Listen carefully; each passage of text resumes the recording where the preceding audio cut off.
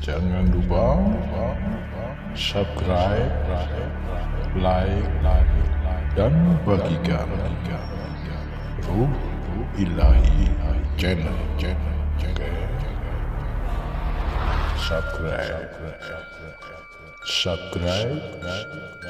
Subscribe. Bismillahirrohmanirrohim. Bismillah walhamdulillah. Allahumma sholli wa salim ala wa habibina Muhammadin. Wala haula wala quwata illa billah. Sobat Ruh Ilahi yang dirahmati Allah subhanahu wa ta'ala, hari ini saya ingin berbagi suatu konsep dasar tasawuf yang diajarkan oleh Imam Al-Ghazali. Mari bersama-sama belajar untuk memahami apa yang disampaikan dan diberikan oleh Imam Al-Ghazali berikut ini. Jika dilakukan penelaahan secara sistematis dan terstruktur terhadap kitab Ihya Ulumuddin, maka akan ditemukan beberapa doktrin tasawuf pokok Imam Al-Ghazali, yaitu tauhid, mahabbah, dan marifat. Dari ajaran-ajaran pokok ini lahir konsep taubat, sabar, zuhud, tawakal, dan ridho. Tak bisa seseorang mengaku bertauhid sekiranya seseorang itu masih menduakan Allah dengan yang lain. Misalnya tak bertawakal kepada Allah, tak rela terhadap keputusan Allah, tak sabar atas ujian yang diberikan Allah, tak bersyukur atas nikmat yang diberikan Allah, tak menjauhkan diri dari apa yang dilarang oleh Allah. Nah, apakah jika seperti itu, seseorang tersebut bisa dikatakan bertauhid? Tak bisa seseorang itu mengaku takut kepada Allah, jika yang bersangkutan masih takut kepada selain Allah. Yang pertama, tauhid, atau wahada yuwahidu, yang berarti membuat sesuatu menjadi satu atau menyatakan kesatuan, keesaan. Dalam ilmu kalam disebutkan bahwa tauhid itu berarti ikrar tentang tidak ada Tuhan selain Allah. Dalam tasawuf, tauhid tak hanya merupakan ungkapan verbal tentang tidak adanya Tuhan selain Allah, melainkan juga ungkapan hati tentang hakikat Tuhan yang satu. Seorang ulama pernah ditanya tentang makna tauhid. Lalu ulama itu menjawab, tauhid adalah yakin. Penanya tersebut meminta agar sang ulama menjelaskan apa yang dimaksud dengan yakin itu. Ia menjelaskan, pengetahuanmu bahwa gerak dan diam alam raya adalah pekerjaan Allah. Tak ada sekutu baginya. Apabila engkau melakukan, meyakini itu, maka engkau telah mengesahkannya. Ketahuilah bahwa permulaan ibadah kepada Allah adalah dengan mengenalnya, marifatullah. Sementara pokok marifatullah adalah bertauhid kepadanya. Imam Ghazali menegaskan bahwa tanda bertumbuhnya tauhid di dalam hati adalah munculnya sikap tawakal kepada Allah, yaitu menyerahkan segala urusan diri sendiri hanya kepada Allah. Imam Ghazali membagi tawakal ke dalam 3 tingkatan. Pertama, menyerahkan segala urusan kepada Allah, seperti penyerahan seseorang yang mewakilkan kepada pihak yang mewakili. Kedua, memasrahkan segala urusan kepada Allah, seperti kepasrahan seorang anak kecil kepada ibunya. Si anak kecil hanya mengenal dan menyandarkan segala keadaan dirinya hanya pada ibundanya. Ia hanya meminta pada ibundanya. Bahkan, seorang ibu kerap memberikan susu, sekalipun si kecil tak memintanya. Ketiga, menyerahkan segala gerak dan diamnya kepada Allah seperti gerak dan diamnya seorang jenazah di depan orang yang memandikan.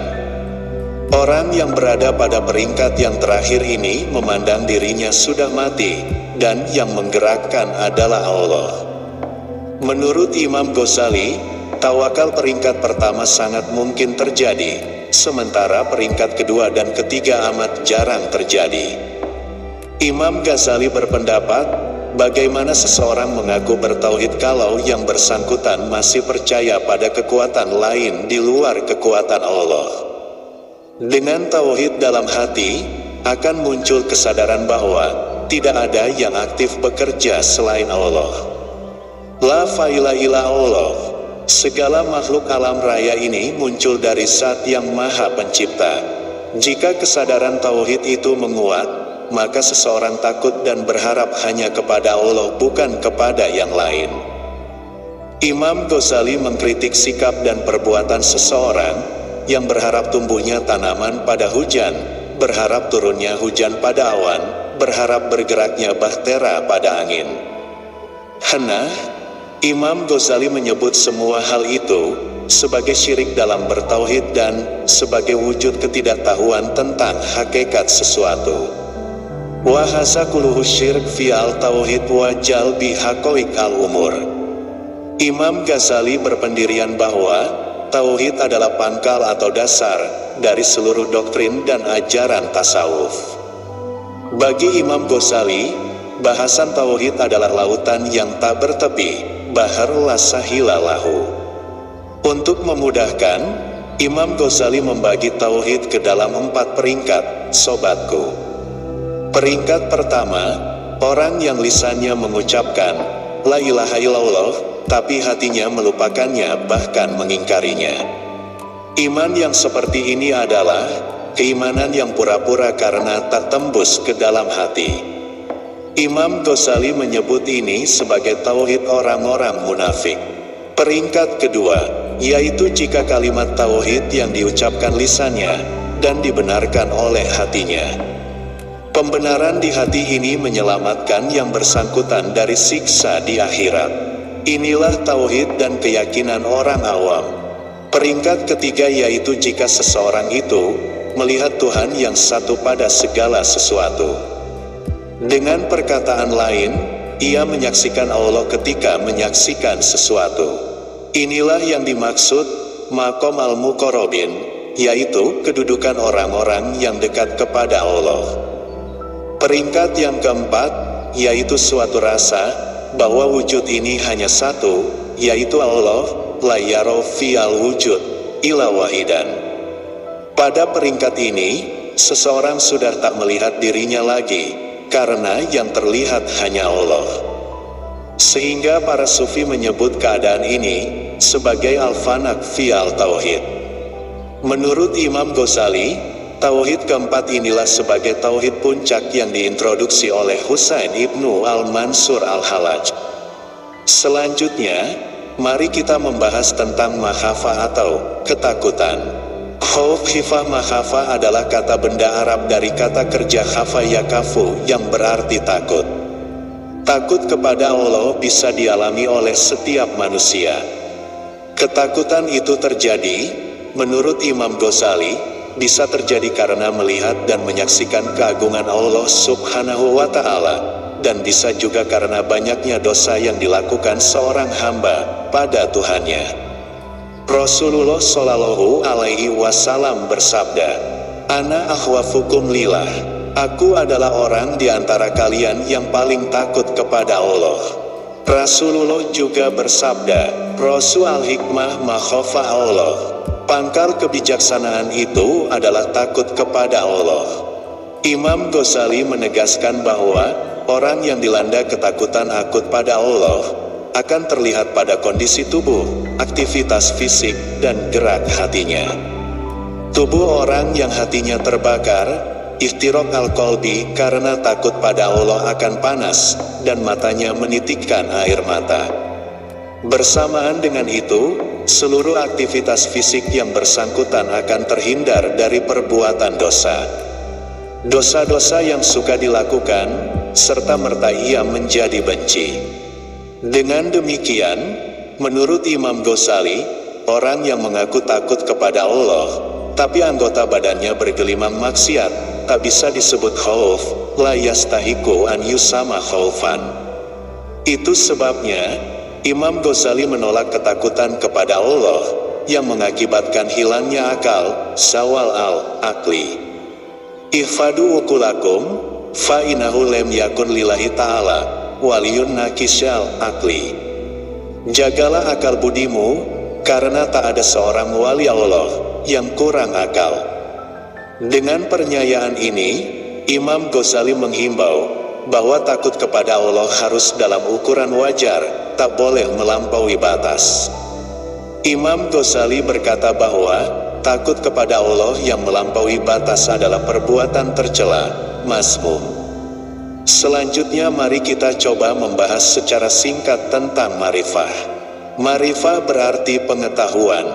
Dalam ilmu tasawuf, ma'rifah diartikan sebagai pengetahuan yang tak mengenal keraguan, sebab yang menjadi objeknya adalah Allah. Jika disebut ma'rifatullah, maka itu berarti pengetahuan tentang Allah. Sedangkan orang yang sudah mencapai ma'rifah disebut arif. Ada pula yang menyatakan al-arif billah, yaitu orang yang mengetahui karena Allah. Menurut para sufi, alat untuk memperoleh ma'rifat disebut sir. Ada perbedaan antara ma'rifah dan ilmi. Ilmi itu diperoleh melalui eksplorasi akal, sedangkan ma'rifah hanya bisa dicapai melalui penyucian hati kolbu.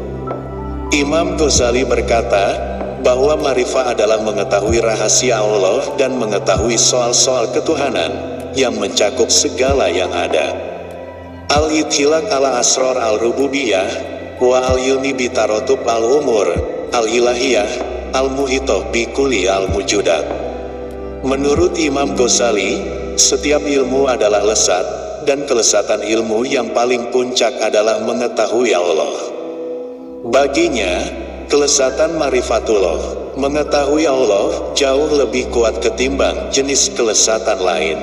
Menurut Imam Ghazali, orang yang sudah mencapai ma'rifah tidak akan memanggil-manggil Allah dengan ucapan Ya Allah atau Ya Rob, karena memanggil Tuhan dengan cara itu menunjukkan bahwa Tuhan itu jauh, berada di balik tabir. Imam Ghazali membuat sebuah perumpamaan. Orang yang sedang duduk dekat di hadapan temannya, tak akan memanggil temannya itu.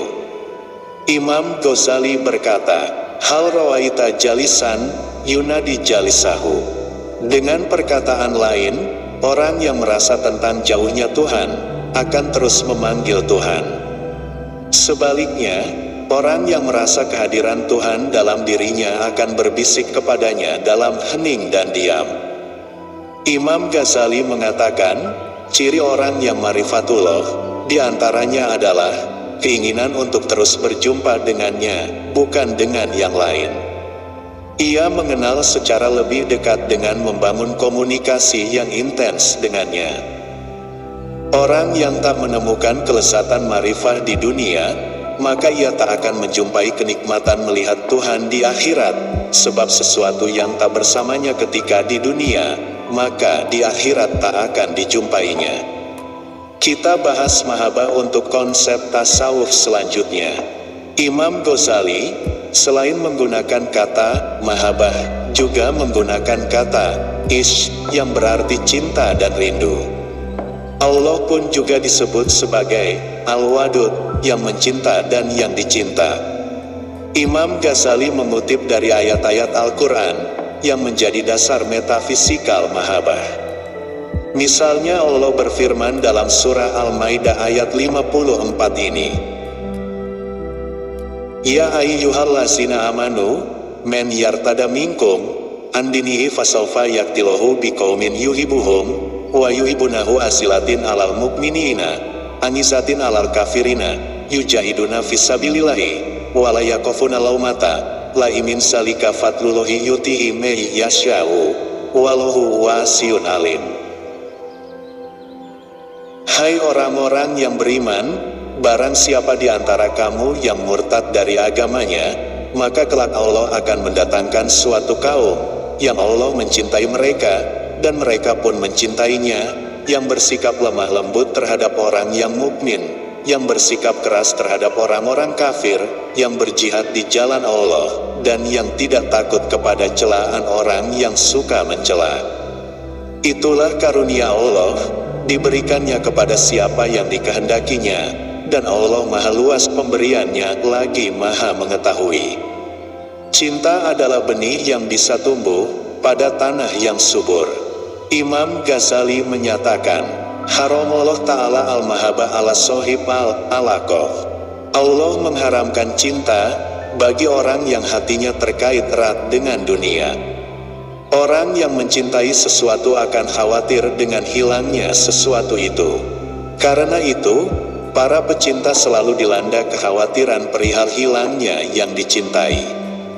Tapi mencintai Allah, ini jelas jauh berbeda. Jika kita mencintai Allah, maka Allah abadi. Dan jika kita mencintai harta dunia, maka itu semua akan sirna. Demikian Sobat Ruh Ilahi, tentang konsep dasar mengenai tasawuf dari amalan ilmu Imam Ghazali. Semoga bermanfaat dan bisa menambah ilmu pengetahuan serta iman dan Islam kita. Wabillahi taufik wal hidayah. Wassalamualaikum warahmatullahi wabarakatuh.